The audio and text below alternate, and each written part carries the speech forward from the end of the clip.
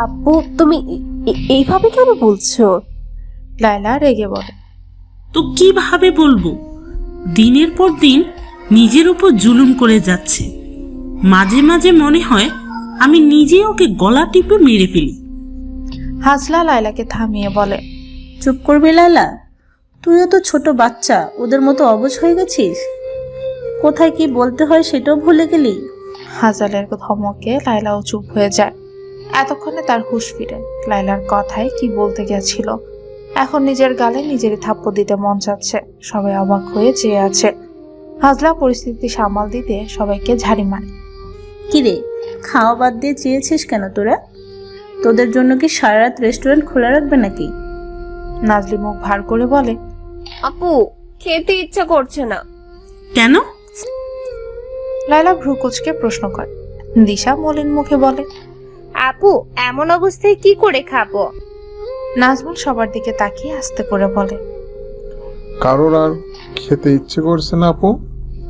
সাবাস কিছু একটা ভেবে বলল। আর আমাদের কথা শুনে মনে হলো আরো। সাবাসের কথা শেষ হওয়ার আগেই হাজাল চোখ পাকিয়ে তাকায়। এতে সাবাস কিছুটা ভয় পেয়ে যায়। মেহমাদ সাবাসকে চুপ করিয়ে দেয়। সানিম এতক্ষণ চুপ করে সব শুনছিল।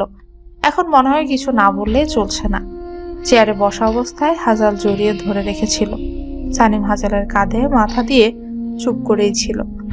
সানিম হাজালের কাঁধ থেকে মাথা উঠিয়ে দুর্বল গলায় বলে। আমি আর একটা কথাও শুনতে চাই না। চুপচাপ খাওয়া শেষ করো সবাই। একটা খাবারও যেন নষ্ট না হয়। লায়লা, হাজাল, তোরাও খেয়ে নে, আমি ঠিক আছি। হাজাল সানিমের কথা উপেক্ষা করে বলে। নিঃশ্বাস নিতে কষ্ট হচ্ছে না তো? মাইগ্রেন ব্যথা কমেছে?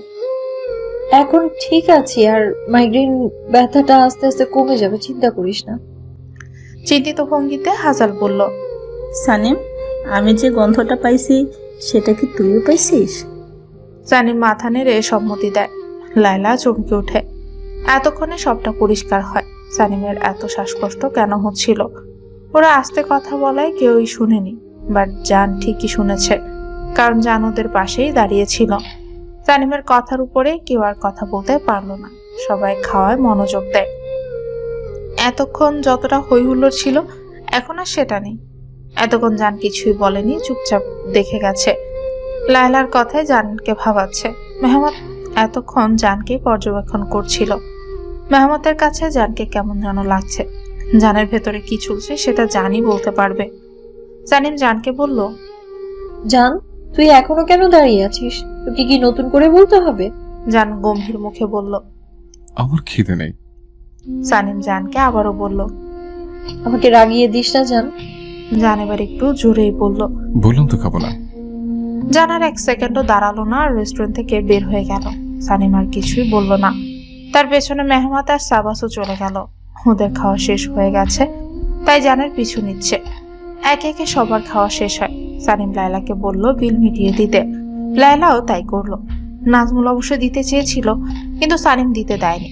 আর সানিম সবাইকে বলেই দিচ্ছে এখানে যা হয়েছে সেটা যেন বাড়ির মানুষ না জানে।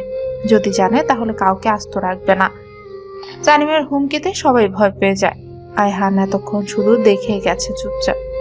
সানিমের এমন হুমকি দেওয়া দেখে মনে মনে বলল।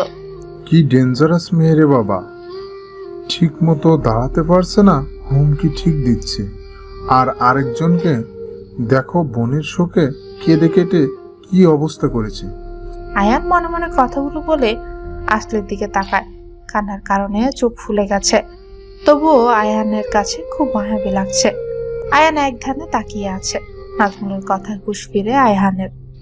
কিরে, সবাই চলে যাচ্ছ, তুই হাঁ করে তাকিয়ে কি দেখিস?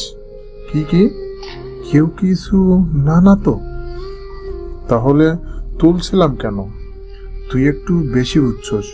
সবাই চলে গেছে, দাঁড়িয়ে থাকবি না নাকি যাবি?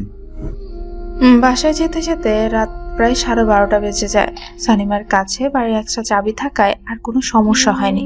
কেউ কারোর সাথে আর কথাও বলেনি, যে যার রুমে চলে গেছে। সানিমাও ফ্রেশ হয়ে শুয়ে পড়েছে। শরীরটা চলছে না।